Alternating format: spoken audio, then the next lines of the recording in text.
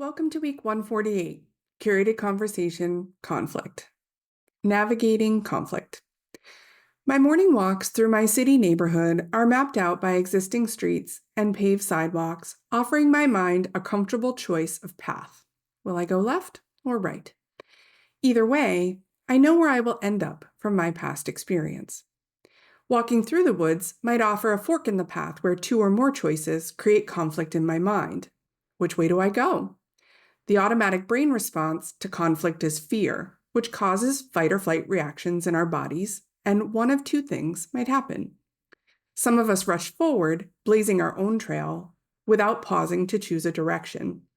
Others might look at the fork and feel so overwhelmed they're tempted to set up camp indefinitely, afraid of making the wrong move.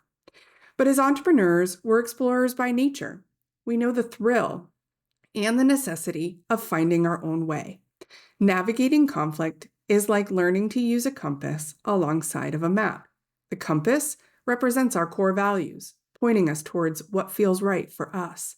The map gives us a broader view of possible routes, tasks, relationships, and values that intersect and diverge. This month, we'll learn how to use these tools to navigate the inevitable forks in our path. Mind your business. Define and follow your compass, recognizing conflicts when they arise and understanding how they show up in tasks, relationships, and values. Manage your mind. By managing your internal conflicts, you can trust your compass even in times of stress, finding comfort in your ability to navigate the path forward. And what's on my mind? We'll gather actionable tools that make it easier to choose a path forward, even when it feels uncomfortable. For today, let's begin our month by understanding conflict, where it might occur, and why we might avoid it at all costs. Here's the definition. Conflict. As a noun, a serious disagreement or argument, typically a protracted one. As a verb, be incompatible or at variance, clash. In other words, a struggle or clash between opposing forces, battle, a state of opposition between ideas, interests, disagreement, or controversy. Conflict is a normal part of our personal and professional lives. Are you the type of human who walks around setting little fires everywhere and creating a blazing path of chaos and conflict? Or would you rather hide under a rock and chew on it rather than face an uncomfortable conversation? As an entrepreneur, you likely fall somewhere along the spectrum of conflict in your life and business. So, how does conflict show up? Typically, there are three common types of conflict: task, relationship, and value. Let's unpack what these might look like for an entrepreneur. Task. You're working on two overlapping and important client projects with competing demands that are due at the end of the month. You might feel frustrated, overwhelmed, struggling to prioritize and stay organized with all of the spinning plates. Without clear systems or boundaries, they can quickly turn into burnout or missed deadlines. The fire starter will take on both jobs in the excitement of the moment and then suffer in silence as the deadline passes them by. The conflict avoider will avoid taking on one or both tasks because it all just feels too overwhelming. Relationship conflict. Collaborating with others who have a different communication or working style can create relationship conflict. Each human is driven by valid preferences and needs. One may need structure and stability, and another may need natural spontaneity. Relationship conflicts often have more to do with miscommunication than irreconcilable differences. The fire starter will react defensively or jump to conclusions, and the conflict avoider will suffer in silence. And value conflict. You're passionate about authenticity and transparency, and you have a business opportunity to work with a rigid, performance-driven organization. They want you to focus on productivity-boosting strategies rather than holistic well-being. The fire starter will take on the job without setting boundaries for short-term gain, not long-term alignment with their mission. The conflict avoider will avoid the opportunity altogether. Excuse me.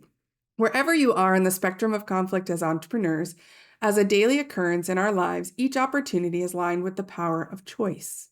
So why might we avoid them? And where and when should we consider facing conflict? In short, avoiding conflict is based in fear. Being conflict avoidant is people-pleasing. Many of the tendencies can be tracked back to growing up in an environment that was dismissive or hypocritical. People who respond to conflict this way often expect negative outcomes and find it difficult to trust another person's reaction. You prefer to be seen as the nice person. This quote highlights factors that can contribute to conflict avoidance, helping us understand why we might instinctively shy away from difficult conversations. You have agency and the power of choice. There are times when engaging in conflict is unsafe, but there are also times when an opportunity presents the choice of facing conflict as an area of growth, resiliency, and building relationships. Conflict is uncomfortable. Just as we may have feared falling the first time we learned to ride a bike, navigating conflict might initially make us uneasy, but each step, each turn in the trail, builds confidence and resilience. Together, let's learn ways to teach our minds that conflict isn't an obstacle. It's a natural response to fear and part of our journey as we move forward, building better connections in our brains and with others, and finding the courage to speak our truths. As you learn to use your compass and map together, conflict will become less of a threat and more of an opportunity, a chance to deepen your understanding, clarify your values, and continue forward on your unique journey.